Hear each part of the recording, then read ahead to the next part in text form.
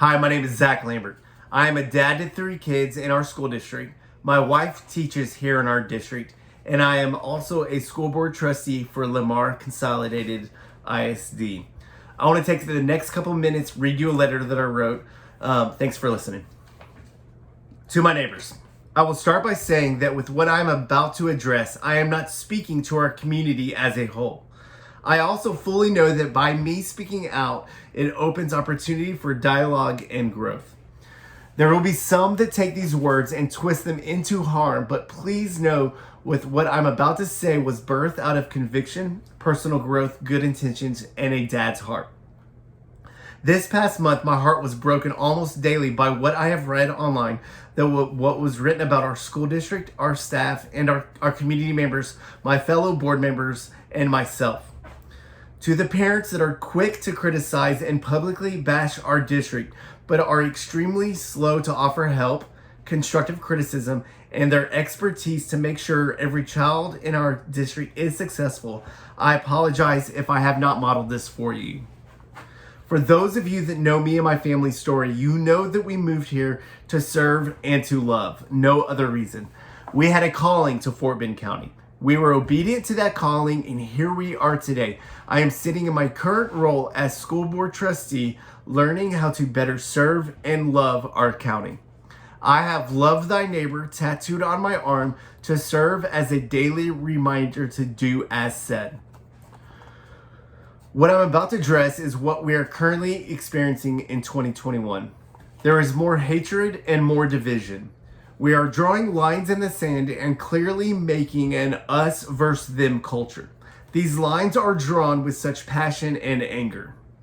Psychologists tell us that the second we draw a line and categorize people as them and us, something psychologically and emotionally happens to it. What we do is we stop allocating resources of empathy and compassion to everybody else who falls outside our lines. We give extra to those who are the inside, and we hold back from those who are different from us. If we are not careful, what this will do is create very rigid lines that are almost impossible to reconcile. You may say we are living in different times. You may say we are living in a pandemic. You may say I'm afraid, nervous, anxiety stricken. I'm genuinely concerned that when we as a community let anger and fear drive our communications and our ability to make decisions, when our anger is not harnessed appropriately, we lose our ability to communicate effectively. We lose credibility to be heard. You do not want to listen to someone calling you names and misjudging you.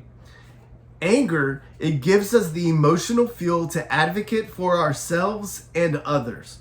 We've got to do better to channel it to be productive. We are all in this together.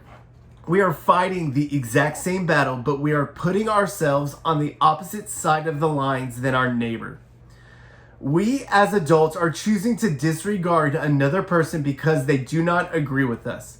Yes, absolutely, that sickness is serious. It requires a lot of discussion, thoughts, prayers, and action. But it does not require the name calling, the hate, the blatant disrespect that we are showing each other because we do not agree.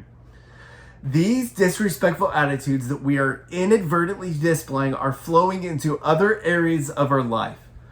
Your immune system and your mental health are fundamentally connected, and your maintenance of one can almost always benefit the other.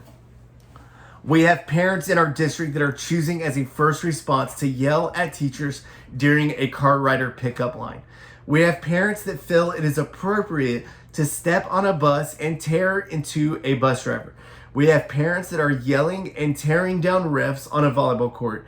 And we have parents that are berating and publicly bashing a coach within earshot of that coach's own children.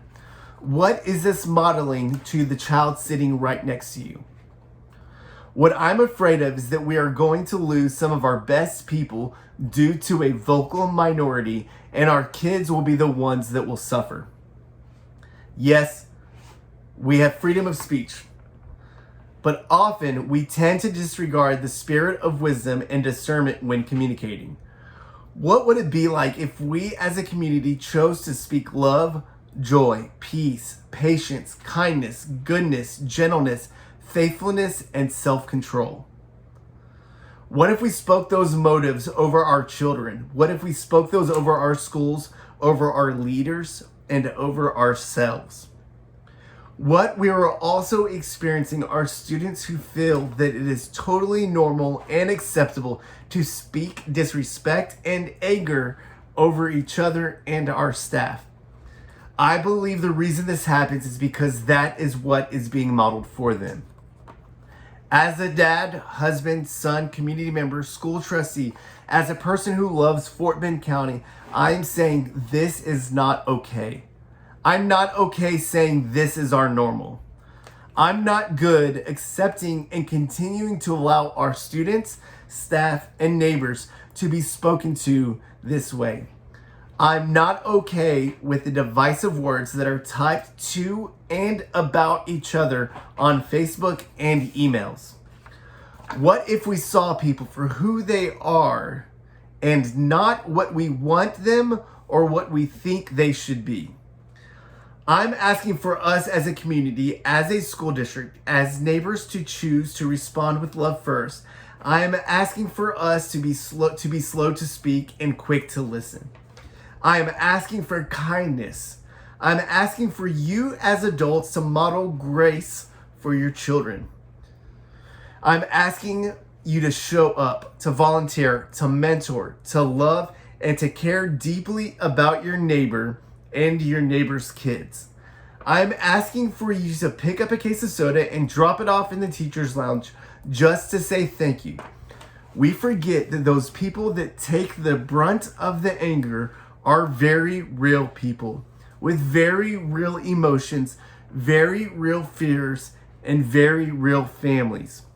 Just like you dropping off your babies for someone else to keep safe, many of our staff do that daily. I am asking you to personally seek the welfare of the community in which you live. Because in that community's welfare, you will find your welfare. I am asking you to stand up for the greater good and to model grace and compassion. You cannot seek the welfare of something or someone you hate. And deep down, I know that you do not hate those people. We all have very real fears, and often those fears can cloud the sounds of authentic communication. I will leave you with this.